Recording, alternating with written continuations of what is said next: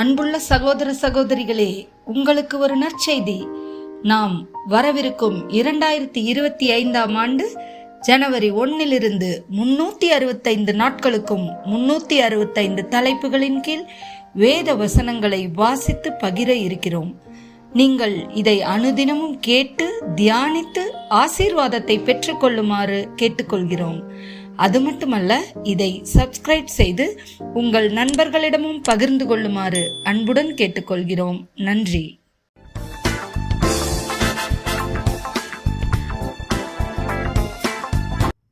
இன்று நாள் 238. தலைப்பு கீழ்ப்படிதல். 1 சாமுவேல் 15 22 23. அதற்கு சாமுவேல், கர்த்தருடைய சத்தத்திற்கு கீழ்ப்படுகிறதை பார்க்கிலும் சர்வாங்க தகனங்களும் பலிகளும் கர்த்தருக்கு பிரியமாய் இருக்குமோ? பலியை பார்க்கிலும் கீழ்ப்படிதலும் ஆட்டுக்கடாக்களின் நினத்தை பார்க்கிலும் செவி கொடுத்தலும் உத்தமம். ரெண்டகம் பண்ணுதல் பில்லி சூனிய பாவத்திற்கும் முரட்டாட்டம் பண்ணுதல் அவபக்திக்கும் விக்கிராராதனைக்கும் சரியாய் இருக்கிறது. நீர் கர்த்தருடைய வார்த்தையை புறக்கணித்தபடியினாலே அவர் உம்மை ராஜாவாய் இராதபடிக்கு புறக்கணித்து தள்ளினார் என்றான். யாக்கோபு 1:22 முதல் 25 வரை. அல்லாமலும் நீங்கள் உங்களை வஞ்சியாதபடிக்கு திருவசனத்தை கேட்கிறவர்களாய் மாத்திரமல்ல, அதன்படி செய்கிறவர்களாயும் இருங்கள். எண்ணத்தினாலெனில் ஒருவன் திருவசனத்தை கேட்டும் அதன்படி செய்யாதவனானால் கண்ணாடியிலே தன் சுபாவ முகத்தை பார்க்கிற மனுஷனுக்கு ஒப்பாயிருப்பான். அவன் தன்னைத்தானே பார்த்து அவ்விடம் விட்டு போனவுடனே தன் சாயல் இன்னதென்பதை மறந்து விடுவான். சுயாதீன பிரமாணமாகிய பூரண பிரமாணத்தை உற்று பார்த்து அதிலே நிலைத்திருக்கிறவனே கேட்கிறதை மறக்கிறவனாயிராமல் அதற்கேற்ற கிரியை செய்கிறவனாயிருந்து தன் செய்கையில் பாக்கியவானாயிருப்பான். மத்தேயு 7:21. பரலோகத்தில் இருக்கிற என் பிதாவின் சித்தத்தின்படி செய்கிறவனே பரலோக ராஜ்யத்தில் பிரவேசிப்பானே அல்லாமல் என்னை நோக்கி கர்த்தாவே கர்த்தாவே என்று சொல்லுகிறவன் அதில் பிரவேசிப்பதில்லை. யோவான் 14:15. நீங்கள் என்னிடத்தில் அன்பாயிருந்தால் என் கற்பனைகளை கைக்கொள்ளுங்கள்.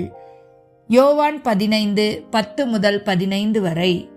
நான் என் பிதாவின் கற்பனைகளை கைக்கொண்டு அவருடைய அன்பிலே நிலைத்திருக்கிறது போல நீங்களும் என் கற்பனைகளை கைக்கொண்டிருந்தால் என்னுடைய அன்பிலே நிலைத்திருப்பீர்கள்.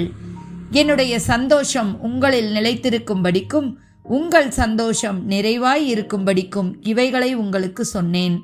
நான் உங்களில் அன்பாய் இருக்கிறது போல நீங்களும் ஒருவரிலொருவர் அன்பாய் இருக்க வேண்டுமென்பதே என்னுடைய கற்பனையாய் இருக்கிறது. ஒருவன் தன் சிநேகிதருக்காக தன் ஜீவனை கொடுக்கிற அன்பிலும் அதிகமான அன்பு ஒருவரிடத்திலும் இல்லை. நான் உங்களுக்கு கற்பிக்கிற யாவையும் நீங்கள் செய்வீர்களானால் என் சிநேகிதராய் இருப்பீர்கள். இனி நான் உங்களை ஊழியக்காரன் என்று சொல்லுகிறதில்லை. ஊழியக்காரன் தன் எஜமான் செய்கிறதை அறிய மாட்டான். நான் உங்களை சிநேகிதர் என்றேன். ஏனெனில் என் பிதாவினிடத்தில் நான் கேள்விப்பட்ட எல்லாவற்றையும் உங்களுக்கு அறிவித்தேன். 1 யோவான் 2:3-6 வரை. அவருடைய கற்பனைகளை நாம் கைக்கொள்கிறவர்களானால் அவரை அறிந்திருக்கிறோம் என்பதை அதனால் அறிவோம். அவரை அறிந்திருக்கிறேன் என்று சொல்லியும் அவருடைய கற்பனைகளை கைக்கொள்ளாதவன் பொய்யனாய் இருக்கிறான், அவனுக்குள் சத்தியம் இல்லை. அவருடைய வசனத்தை கைக்கொள்ளுகிறவனிடத்தில் தேவ அன்பு மெய்யாகவே பூரணப்பட்டிருக்கும். நாம் அவருக்குள் இருக்கிறோம் என்பதை அதனாலே அறிந்திருக்கிறோம்.